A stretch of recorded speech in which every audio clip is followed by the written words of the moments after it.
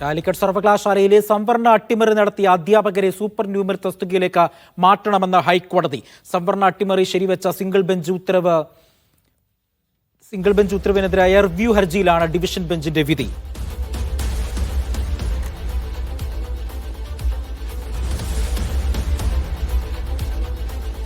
സലാമുണ്ട് വിവരങ്ങൾ നൽകാനായി. സലാം, ഡിവിഷൻ ബെഞ്ചിന്റെ ഉത്തരവിൽ പറയുന്ന പ്രധാനപ്പെട്ട കാര്യങ്ങൾ എന്തൊക്കെയാണ്? അത് 2019 നോട്ടിഫിക്കേഷൻ പ്രകാരം 2021 കാലിക്കറ്റ് യൂണിവേഴ്സിറ്റി നടത്തിയ അധ്യാപക നിയമനത്തിലാണ് വ്യാപകമായ സംവരണ അട്ടിമറി ഉണ്ടായത്.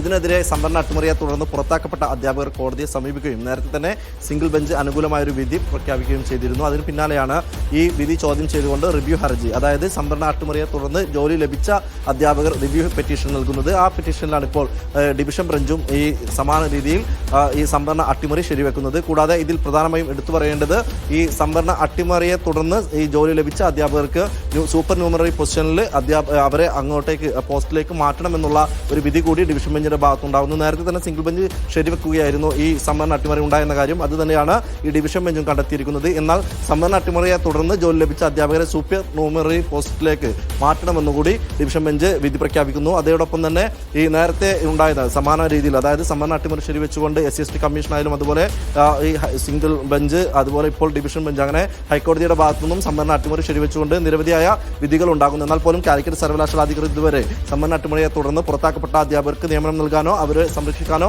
ഇതുവരെ തയ്യാറായിട്ടില്ല. ഏതായാലും ഈ സംവരണ അട്ടിമറിയെ തുടർന്ന് ഡോക്ടർ അനുപമ, ഡോക്ടർ സുരേഷ് പുത്തൻവീട്ടിൽ എന്ന് പറയുന്ന അധ്യാപകരാണ് പുറത്താക്കപ്പെട്ടത്.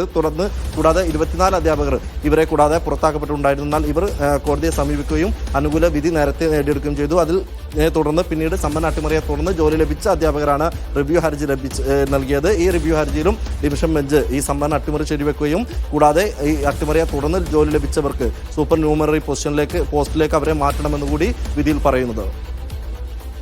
ശരി, സലാം മുഹമ്മദാണ് വിവരങ്ങൾ നൽകിയത്.